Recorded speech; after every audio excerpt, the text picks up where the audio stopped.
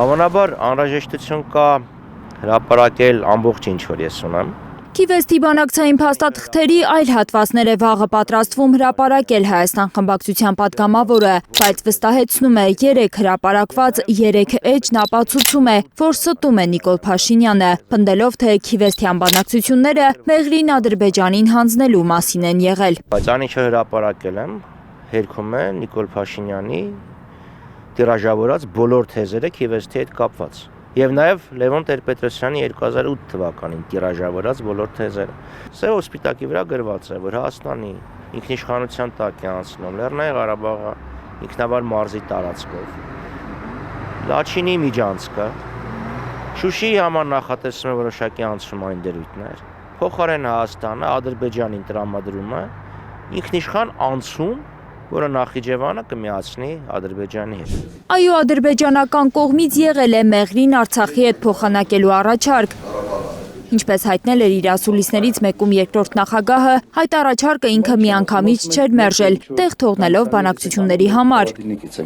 ու ժամանակ տալով, որ Ադրբեջանը հաշտվի Արցախի ինքնորոշման իրավունքը տարածքային ամբողջականության սկզբունքից անջատելու մտքի հետ։ Մտածում եմ, որ եթե այդ հարցը հենց Ալիևը բարձրացնի համանախագահողների առջև, ուրեմն մենք այս կաղափարված վիճակից մենք դուրս ենք գալու։ Ի վերջո բանակցություններն իսկապես մտել են հայկական կողմի պատկերացումների հուն։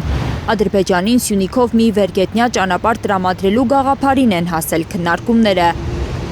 Բայց Հեյդար Ալիևը հենց ինքն է հրաժարվել ստորագրել փաստաթուղթը 2001 թվականին Քիվեստում։ Քոչարյանը պահանջել էր Փաշինյանից հրապարակել քիվեստյան փաստաթուղթը։ Դրանից գրեթե 10 ամիս անց Փաշինյանը բանակցային բոլոր թղթերից միայն քիվեստին է չի հրապարակել, վստահեցնելով, թե կառավարության տիրապետության տակ այդպիսի թուղթ չկա։ Ինչի՞ չի հրապարակվել, որտեղ չկա Հայաստանի կառավարության տիրապետության ներքո քիվեստի փաթեթ։ Եթե դու այդ թուղթը չես տեսել, ասում ես չունի կառավարությունը այդ թուղթը, բա ինչպես ես այդ թղթի բովանդակության մասին խոսում եւ դեռ մի բան էլ քննադատում։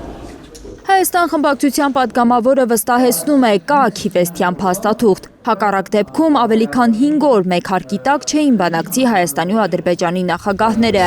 ԵԱՀԿ Մինսկի խմբի համանախագահների միջնորդությամբ ու ԱՄՆ պետքարտուղար Քոլին Փաուելի մասնակցությամբ։ Նախագահները չեն բացակայում երկրից առավել քան 5 օրով, չեն հանդիպում մի տեղում, Միացյալ Նահանգների պետքարտուղարը 5 օր չի կարող տրամադրել, միայն ինչ-որ գաղափարի քննարկման համար։ Եթե դրանք լինեին բանակցություններ գաղափարների շուրջ, այնտեղ կլինեին ոչ թե նախագահները, այլ փորձագետներ, փոխնախարարներ, նախարարներ։ Լիլիթ Սարգսյան, Առաքել Օհանյան, Հայլուր։ Հայաստանում եւ աշխարհում տեղի ունեցող իրադարձությունների մասին առաջինն իմանալու համար բաժանորդագրվեք մեր ալիքին, սեղմեք զանգակը, որ բաց չթողնեք ամենահրատապը, ամենակարևորն ու հետաքրքիրը։